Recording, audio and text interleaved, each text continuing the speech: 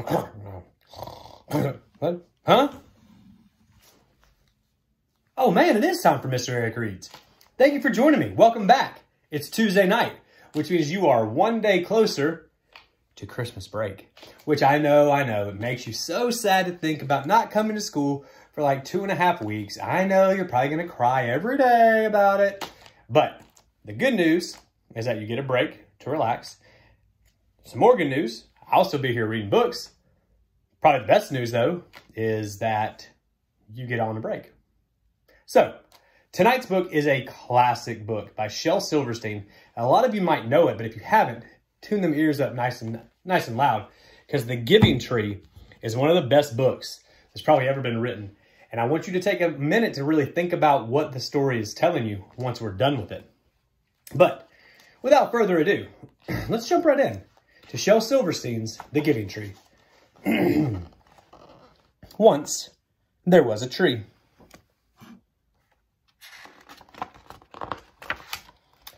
And she loved a little boy.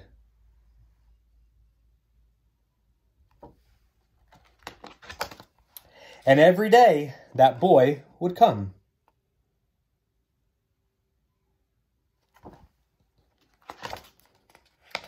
And he would gather her leaves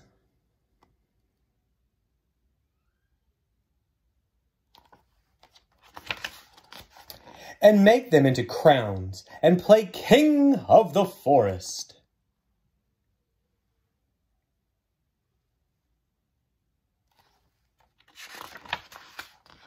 He would climb up her trunk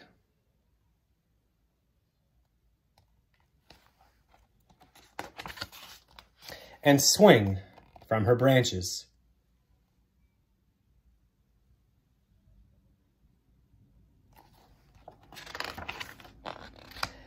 And eat the apples.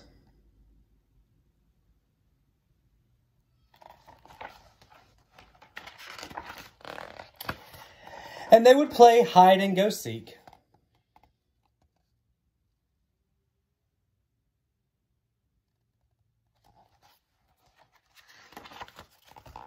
And when he was tired, he would sleep in her shade.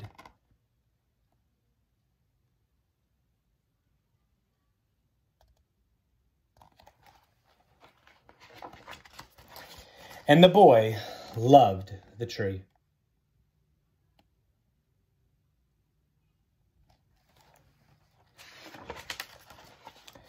Very much. And the tree was happy.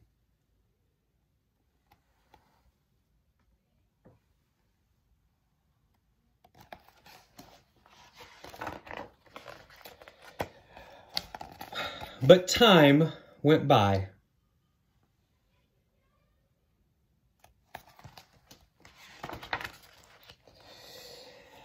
And the boy grew older.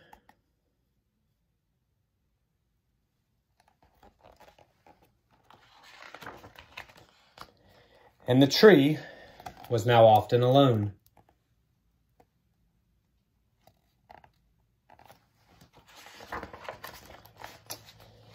And then one day, the boy came to the tree, and the tree said, "Come, boy, come and climb up my trunk and swing from my branches and eat the apples and play in the shade and be happy." "I am too big to climb and play," said the boy. "I want to buy things and have fun. I want some money. Can you give me some money?" "I'm sorry," said the tree, "but I have no money. I have only leaves and apples. Take my apples, boy, and sell them in the city. Then you will have money, and you will be happy."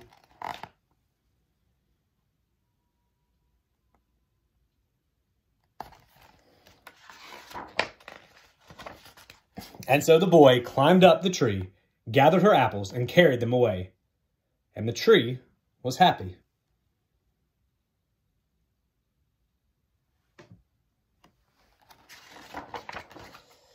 But the boy stayed away for a long time, and the tree was sad. And then one day, the boy came back. And the tree shook with joy, and she said, "Come, boy, climb up my trunk and swing from my branches and be happy." "I am too busy to climb trees," said the boy. "I want a house to keep me warm," he said. "I want a wife and I want children, and so I need a house. Can you give me a house?"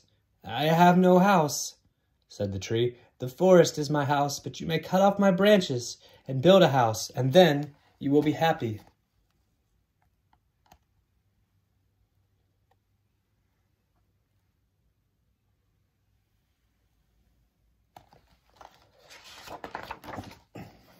And so the boy cut off all her branches and carried them away to build his home.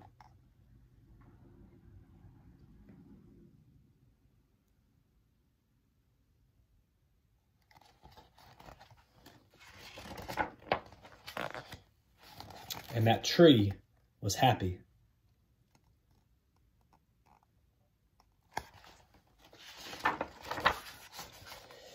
But the boy stayed away for a long time, and when he came back, the tree was so happy she could hardly speak. Come, boy," she whispered. "Come and play." "I am too old and sad to play," said the boy. "I want a boat that will take me far away from here. Can you give me a boat?" "Cut down my trunk and make a boat," said the tree. "Then you can sail away and be happy."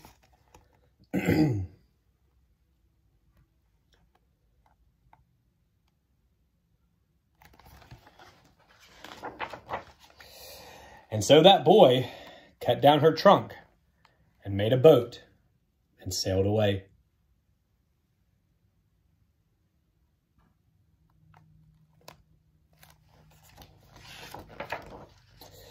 The tree was happy, but not really.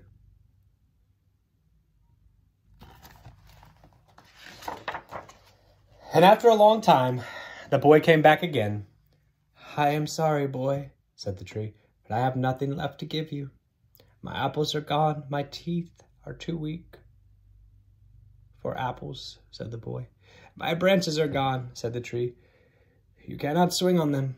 "I am too old to swing on branches," said the boy. "My trunk is gone," said the tree. "You cannot climb." "I am too tired to climb," said the boy. "I am sorry," sighed the tree. "I wish that I could give you something, but I have nothing left. I am just an old stump. I am sorry."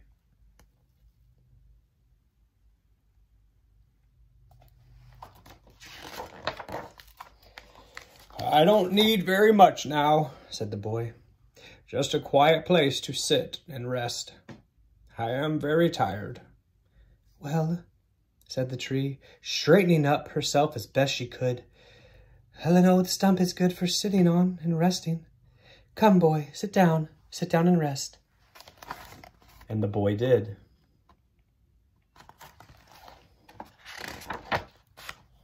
And the tree was very happy.